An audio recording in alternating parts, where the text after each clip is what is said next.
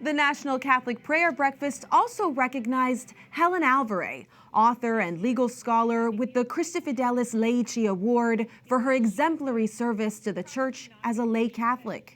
In her decades-long career, she has written extensively on the beauty of the Church's teaching and the dignity of women, marriage, and the unborn. Alvare has been a frequent guest on EWTN, providing legal and spiritual expertise. We take a few minutes now to look back at some of the most profound insights she's shared with our viewers across several EWTN programs. The fact that we have a significant number of people who are Catholic or from the Jewish faith on the court is this incredible testimony to the intelligence of these religions. Yes, other religions are very intelligent as well, but the fact that Catholics and Jews have risen to this point in the court in the United States, especially in recent times when previously both religions were really kept off the court, demonstrates that the people appointing justices think that there's something really geniusy about the marriage of faith and reason in Judaism and Catholicism. These are people who believe in the radical equality and dignity of all people, that all people are equal because they're made in God's image, that justice is owed to all.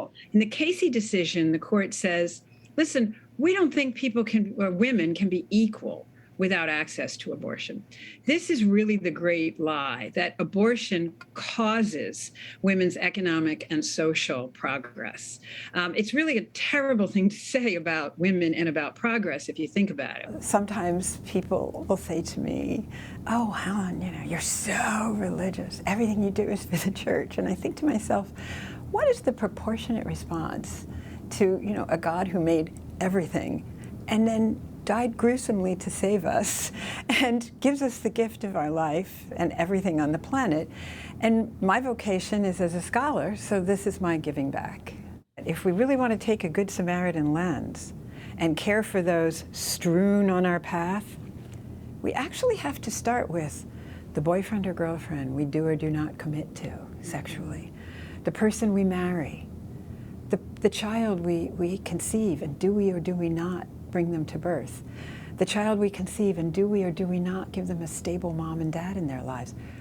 Can you think of any more Good Samaritan behavior that affects other people indelibly, deeply, probably for the rest of their lives, than these decisions about the people strewn in our path? I try to put together the social justice agenda and our thinking on sex, marriage, and parenting as one piece, married under love of God and love of neighbor. Because it is one piece. It is one piece. And the church tells us that we have to come to understand who God is, how he loves us, and how we love one another through the lens of men's and women's relationships and parenting. Otherwise, why the references beginning to end of the Bible about God as the bride and we as the bridegroom, about God as the father and we as his children who must love him like a child loves a parent? Abortion is really a conversation about whether we respect other human lives, whether in particular we respect vulnerable lives, whether we are willing to take responsibility for the lives given to us, whether childhood, motherhood, family, our future is of importance to us in the United States. And in this context of respecting reality, the interdependent, Good Samaritan mutual care that is required for those strewn on our path, we ask you to consider our pro-life proposal. We ask you to consider extending protection to the unborn. America, my state, whoever we're talking to, that we would like to protect that life from its beginning, right? From its very beginning. Right. But we also will do what is feasible at this time with the understanding that we don't stop there.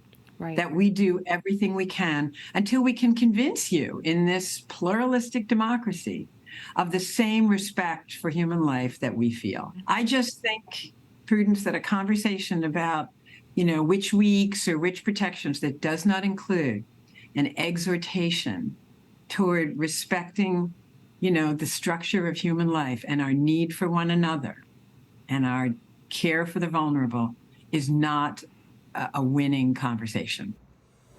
Congratulations to Helen for being honored with an award recognizing her fidelity to the church and her selfless and steadfast service in the Lord's vineyard.